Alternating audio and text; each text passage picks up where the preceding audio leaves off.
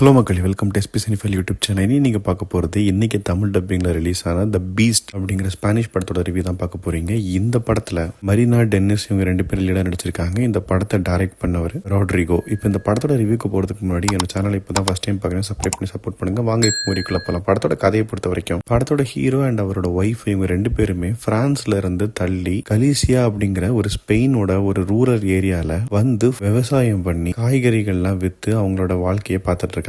அந்த இடத்துல ஒரு விண்ட் டர்பைன் கம்பெனி வந்து ஒரு விண்மில் பிளான்ட்டை அந்த இடத்துல அந்த சுத்து வட்டார எல்லா இடத்துலயும் வச்சா அங்க இருக்கிற நில ஓனர்ஸ்க்கு நிறைய காசு தரதா சொல்றாங்க. ஆனா ஹீரோ அதை அக்செப்ட் பண்ணாம இந்த இடத்துல விவசாயம் தான் பண்ணணும் அப்படின்னு சொல்லி ஸ்ட்ராங்கா நிக்கிறாரு. ஆனா இவர் வீட்டு பக்கத்திலேயே அங்க ஸ்பானிஷ் லோக்கல் வந்து இவனாலதான் நமக்கு அந்த பணம் கிடைக்க மாட்டேங்குது அப்படின்னு சொல்லி ஒரு காண்டிலே சுத்துறாங்க. இவங்க 2 பேருக்குமே அடிக்கடி முட்டிக்குது, நிறைய இடத்துல சந்திக்கிறாங்க. ஆனா சண்டை போட்டுட்டு தான் போறாங்க. ஒரு பாயிண்ட்ல அதுவே ஜாஸ்தியாகி கொலை பண்ற ரேஞ்சுக்கு போயிடுறாங்க. இந்த பர்சனல் ரிவெஞ்ச் எந்த அளவுக்கு போச்சுது, ஹீரோக்கு என்ன நடந்தது, கடைசி அந்த இடத்த கொடுத்தாரா இல்லையா அப்படின்னு பாக்குறது தான் இந்த படத்தோட மிச்ச கதை. இது ஒரு டிராமா த்ரில்லர் ஜானர். இப்போ இந்த படத்தோட பாசிட்டிவ்ஸ் நெகட்டிவ்ஸ் பார்க்கலாம். இந்த படத்துல பாசிட்டிவா தோன்றது, இந்த படத்தோட காஸ்டிங் பாத்தீங்கன்னா அவ்வளோ அருமையா பண்ணிருப்பாங்க. ஹீரோ அப்படிங்கறது வந்து ரொம்ப சாதுவான ஒரு கேரக்டர், அதுக்கு ஏத்த மாதிரியே ஒரு கேரக்டர் பிடிச்சிருக்காங்க. அதே மாதிரி வில்லங்கிறது பாத்தீங்கன்னா ரொம்ப ஒரு டெட்லியான வில்லன், பார்க்க உங்களுக்கு சைக்கோ மாதிரியே இருப்பான். அந்த மாதிரி ஒரு கேரக்டர் பிடிச்சிருக்காங்க. இவங்க 2 பேருமே பார்க்கும்போது நமக்கே ஹீரோவை பார்த்தா பாவமா இருக்கும், வில்லனை பார்த்தா கோவம் வரும். அந்த மாதிரி ஒரு காஸ்டிங் பண்ணியிருக்காங்க. அதுக்கு ஜஸ்டிஃபை பண்ற விதமா இவங்க எல்லாரோட பெர்ஃபார்மன்ஸும் வேற லெவல்ல இருந்தது. ரொம்ப யதார்த்தமான ஒரு ஆக்டிங். அதே மாதிரி படத்தோட கதை நான் சொன்ன மாதிரி ரொம்ப சிம்பிள் தான். ஆனா அதை பிரசன்ட் பண்ண விதம், எடுத்துட்டு போன ஸ்கிரீன் பிளே, இது எல்லாமே ரொம்பவே சூப்பரா இருந்தது. டெக்னிக்கலாவும் இந்த படத்துல லொகேஷன்ஸ் நல்லா இருந்தது அண்ட் சினிமோட்டோகிராஃபியும் ரொம்பவே சூப்பரா இருந்தது. இதெல்லாம் தான் இந்த படத்தோட பாசிட்டிவ்ஸ். இப்போ நெகட்டிவ்ஸ் பார்க்கலன்னா முதல் நெகட்டிவா தோன்றுறது எனக்கு இந்த படத்துல ஆரம்பத்துல எந்த அளவுக்கு ஒரு சுவாரஸ்யமா போச்சுதோ, ஒரு கட்டத்துல ஹீரோக்கு ஒரு விஷயம் நடக்கும், அதுக்கப்புறம் பாத்தீங்கன்னா படம் கொஞ்சம் ஸ்லோவா கொஞ்சம் டைவர்ட் ஆகி போன மாதிரி எனக்கு தோணுச்சுது.